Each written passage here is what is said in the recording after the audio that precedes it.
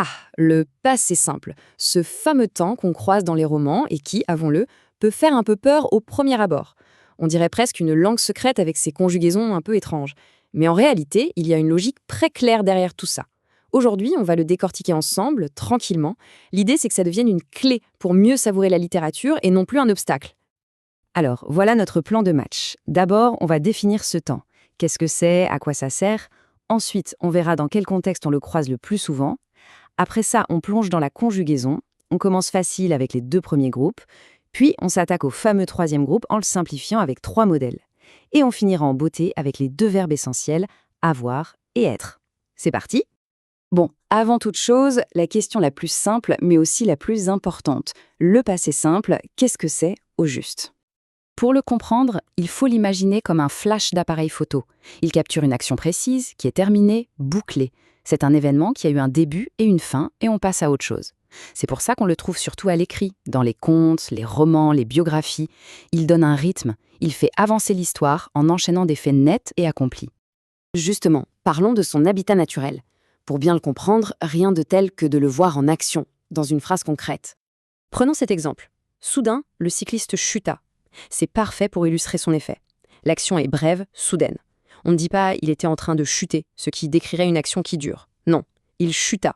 C'est un fait ponctuel. Pof, c'est arrivé. Et l'histoire peut continuer. C'est ça la force du passé simple. Il rend le récit dynamique et percutant. Ok, maintenant qu'on a vu la théorie, passons à la pratique. La conjugaison. Et promis, on va commencer en douceur avec les verbes les plus sages, ceux du premier et du deuxième groupe. La bonne nouvelle, c'est qu'ils sont super réguliers. Pour tous les verbes qui se terminent en ER, comme aimer, chanter, parler, la recette est toujours la même. On enlève le ER et on ajoute ses terminaisons. Et, est, as, a, am, at et r.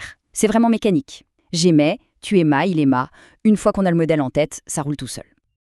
Passons au deuxième groupe, les verbes en IR, comme finir ou choisir. C'est exactement le même principe, sauf que cette fois, la lettre star, c'est le I. Les terminaisons sont donc is, it, im, it et ir. Je finis, tu finis, il finit, c'est tout aussi prévisible. Et là, attention, il y a une petite astuce, une règle d'or qui marche pour ces 2 groupes. Regardez bien les formes de nous et vous. On voit ce petit chapeau sur la voyelle, c'est l'accent circonflexe. Eh bien, il est toujours là. Nous aimâmes, vous finîtes. C'est un super repère visuel pour ne pas se tromper. Allez, on respire un grand coup et on attaque le gros morceau, le 3e groupe. C'est lui qui a la réputation d'être compliqué. Mais en vérité, même dans ce groupe un peu fourre-tout, il y a des schémas qui reviennent. En fait, on peut presque tout organiser en 3 grands modèles. Voilà nos 3 familles de terminaisons. La première qui tourne autour du son I, comme pour le verbe prendre. La deuxième autour du son U, pour des verbes comme croire. Et la troisième, un peu plus spéciale, avec le son un, pour des verbes comme venir. Si on mémorise ces 3 familles, on a fait le plus dur pour le 3e groupe. Alors le premier modèle, celui en I. Prenons prendre. Je prie, tu pries, il prie. Attendez une seconde, ça ressemble énormément au 2e groupe qu'on vient de voir avec finir, non? C'est le même schéma. Et bien sûr, notre règle d'or est toujours là, l'accent circonflexe sur nous prîmes et vous prîtes. Plutôt simple, finalement. Le 2e modèle, c'est celui en U. On change juste la voyelle, mais la logique, elle, reste la même. Pour un verbe comme croire, ça donne « je crus »,« tu crus »,« il crut ». Et pour nous et vous, devinez quoi? Eh oui, l'accent circonflexe est encore au rendez-vous. Nous crûmes, vous crûtes. La structure de base est vraiment solide.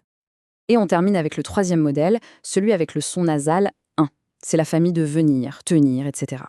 On aura « je vins »,« tu vins »,« il vint ». Et évidemment, on retrouve notre fameux accent pour nous « vîmes » et « vous vîntes ». Même si le son change un peu, la structure reste la même. Et voilà, le 3e groupe est beaucoup moins effrayant d'un coup. Pour finir, impossible de faire l'impasse sur les 2 stars de la conjugaison française, avoir et être. Au passé simple, ils sont très particuliers, il n'y a pas de secret, il faut les apprendre par cœur. Mais c'est vraiment important et on va voir pourquoi. Alors, pourquoi faut-il absolument les connaître? Parce que ces formes ne servent pas seulement toutes seules. En fait, elles sont les briques essentielles pour construire un autre temps composé, encore plus littéraire, le passé antérieur. Donc, en maîtrisant leur passé simple, on fait d'une pierre 2 coups. Et les voici. Pour avoir, on a ju, tu, il eut. Pour être, je fus, tu fus, il fut. Ce sont des formes uniques, c'est vrai, mais regardez bien, même ici, notre fil rouge est toujours là.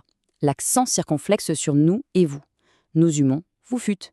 C'est vraiment la signature du passé simple. Impossible de l'oublier.